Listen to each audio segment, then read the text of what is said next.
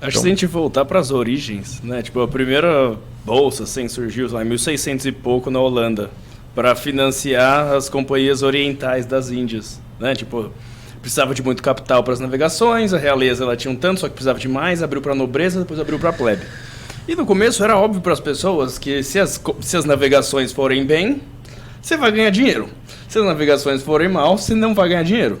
Só que aí, depois que começou o sobe e desce todo dia da cotação, as pessoas pararam de prestar atenção nas navegações e elas começaram a tentar adivinhar, prestar atenção no que as outras pessoas iam fazer para elas fazerem primeiro. Então, se as outras pessoas, se a pessoa está tentando prever se os outros vão comprar ações, ela compra antes. E se as pessoas estão pensando em vender as ações, ela vende antes. Né? E isso começa a esquecer da companhia das Índias e das navegações. Parece o que está acontecendo hoje. Né? No mercado de apostas é quase como se ninguém olhasse para o jogo, olhasse só para a torcida. Exato. Então, assim, o pessoal está tentando pensar assim, nossa, será que a notícia vai ser ruim? Porque se a notícia for ruim, as pessoas vão vender, eu vendo antes.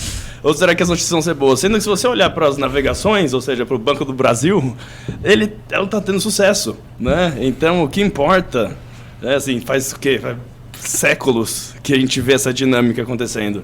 No final das contas, se a navegação vai bem, você ganhou dinheiro, né? E é a mesma coisa na bolsa. Se o fundo imobiliário vai bem, a propriedade recebendo dinheiro de aluguel, você vai ganhar dinheiro. Se o Banco do Brasil continua produzindo um monte de grana, você vai ganhar dinheiro, né? E se sobe e desce daqui a 6 meses, isso não importa nada.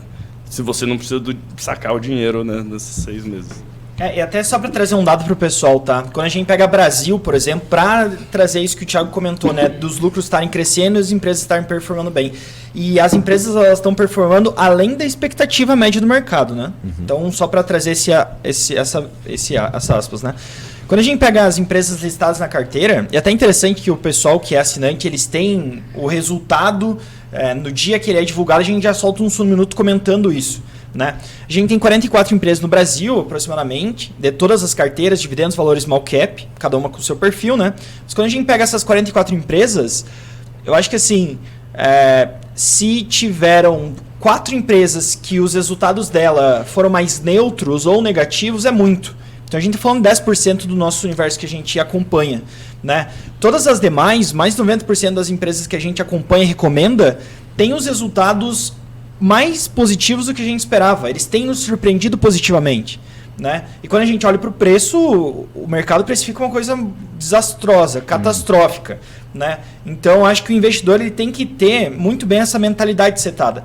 E uma outra questão que eu vejo uma grande dificuldade em ações é o seguinte: enquanto em fundos imobiliários você tem, quando o preço cai, que o Thiago mencionou, o seu yield sobe, e é quase intrínseco ali, né? Você vai ganhar mais dividendo, porque o seu dividendo não é tão afetado quanto o preço, né? Se o preço cai de um mês para o outro 10%, é difícil o yield médio, né? O pagamento médio cair 10%. Nas ações, como alguns casos você não vê esse dividendo na sua mão, a empresa está reinvestindo esse fluxo de caixa, muitas vezes você não vê, e o investidor fica meio perdido. E aí eu acho que você ter um acompanhamento mais profundo auxilia muito nesse processo de você conseguir entender que a empresa realmente está gerando valor, ela está conseguindo aumentar, como o Beto falou, quando a gente está falando de shoppings, conseguir aumentar o seu número de alocação, diminuir vacância, melhorando os aluguéis, etc. Tá? Então acho que assim, o cenário para as empresas ele está muito bom, o nano ele está muito bom. Né? Eu acho que a gente tem um atrito grande entre o macro e o nano. E aí isso afugenta grande parte dos investidores, tira fluxo, e aí com menor fluxo você tem menos pessoas querendo comprar, e aí a força vendedora, etc. Então, acho que o cenário de ações é mais ou menos esse. E aí, finalizando, Marcos, que você comentou sobre vender para realizar prejuízo e comprar outras coisas, eu acho que pode fazer sentido sim. É uma questão que, assim, não dá para generalizar e falar, cara, você está tendo prejuízo, vende. Não, acho que não é assim que funciona. Eu acho que tem que olhar caso a caso e entender como é que está a sua carteira. Tá? Mas eu acho que, dado que várias empresas caíram muito mais que outras e os seus resultados estão tão resilientes quanto, pode fazer sentido sim. Mas eu acho que é um trabalho muito mais artesanal. Não recomendaria para todos isso. Se tiver um bom acompanhamento, um bom nível de estudo, dá para fazer, mas é não pontual, não é general. Até um ponto, né? Assim, tem algumas coisas que dá para trazer nisso, né? Pensa, você comprou uma nota de R$1 por 50 centavos, né? Ótimo, ela é uma nota de R$1, né? Isso se você sabe analisar a empresa. Se aparece uma nota de R$1 por 30 centavos, né? Vamos falar que mesmo que sua nota de R$1 tenha de 50 centavos para 40 centavos, você está no prejuízo nela. É racional você vender a nota de R$1 por 40 centavos para comprar de 30 centavos. Óbvio que eu estou falando de um jeito muito mais simples, porque no mundo real é muito mais difícil você saber se é uma nota de R$1 mesmo, né? Só que é isso, o mercado ele não tem nenhuma... Não importa o dia que você comprou, né? A ação não tem um amor por você e falar assim, não, ele comprou ali naquele dia, eu tenho que voltar aqui para esse ponto. E outro ponto também, né? Assim, o melhor dia para você comprar um ativo, né, é exatamente a véspera do dia que ele começa a subir e nunca mais volta ali, né? Se você não acertar esse dia, você vai ver ele negativo depois que você comprou. Né? Então, assim, depois que você comprou um ativo na bolsa, se você é racional, você está esperando que ele fique no negativo eventualmente. A não ser que você ache que você acertou o único dia que não vai acontecer isso. Mesmo que seja um negativo em relação à máxima depois, né? Uhum. Então, você compra por 10, foi para 20, depois foi para 15. Aliás, às vezes eu tenho uma certa dificuldade em entender o comportamento de alguns investidores. Por isso que eu acho que existe muito mais barulho na internet do que fato. Porque vamos raciocinar. A grande maioria de todos nós somos investidores poupadores. A gente não está em fase de fruição, né? A grande maioria.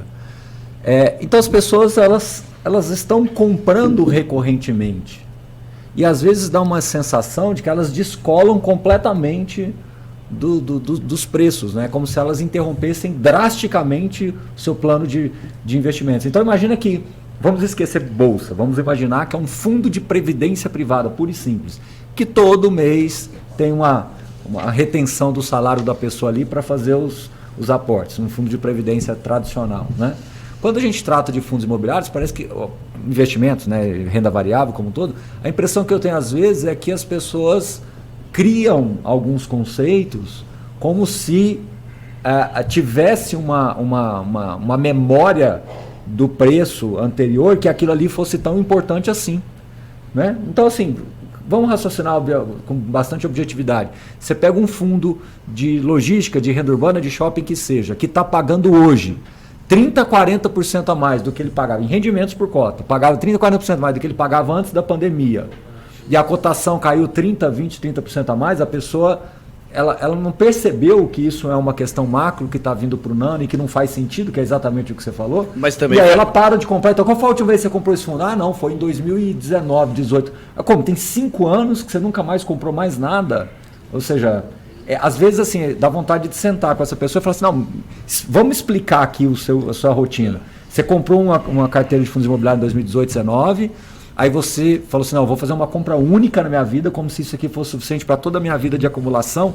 Sabe, quando você vai tentando depurar melhor a história, eu acho que as coisas às vezes não fecham. Por isso que tem que tomar muito cuidado para não perder o foco com aquilo que se lê, aquilo que se vê, aquilo que se ouve, daquilo que se diz, entendeu? Acho que é muito mais fácil as pessoas fazerem o nano delas.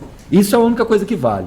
O nano nosso, o meu nano, o seu nano, cada um de nós temos o nosso nano, nós temos a nossa carteira, o nosso ciclo de competências, o nosso fluxo de aquisições, a maneira como a gente enxerga e balanceia riscos.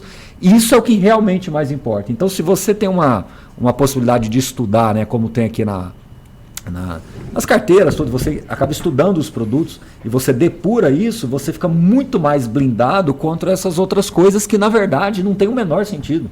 Como o Alberto está falando, qual é a relação do dia que eu comprei uma cota de um fundo com o Thiago ter comprado em 2016? Se escrachar a racionalidade, Nossa, o histórico não serve para nada. É que muitas vezes o histórico tem a ver com o futuro, né? As coisas convergem à média. Mas, pensa assim, sei lá, um ativo que caiu 30%, mas o rendimento por cota subiu 30%. Mas se ele tivesse 200% supervalorizado antes de cair 30%, ele ainda estaria caro. Assim, a única coisa é o quê? Por que você vai ganhar dinheiro? Por quanto você tem que abrir de... Vamos falar que você está comprando um apartamento. É quanto você vai abrir mão do seu poder de compra hoje para ter esse apartamento, com relação a quanto de poder de compra esse apartamento vai produzir desse momento para frente e para você, né? Tipo, a única coisa que importa é isso, né? Eu falo poder de compra porque não é nem dinheiro, porque inflação, né, retorno nominal não é retorno, né? Você investir R$10 hoje e tirar R$1 trilhão daqui a 10 anos, e R$10 hoje compra um hambúrguer e 1 trilhão compra um hambúrguer daqui a 10 anos, você não ganhou nada.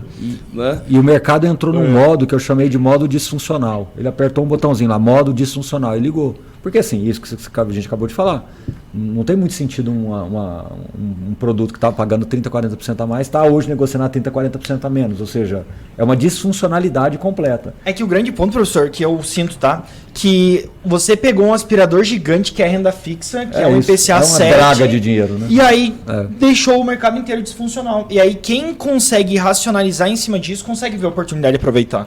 Pessoal, só que é que o pessoal ainda pensa no IPCA mais 7, sendo que a única coisa que existe é o 7.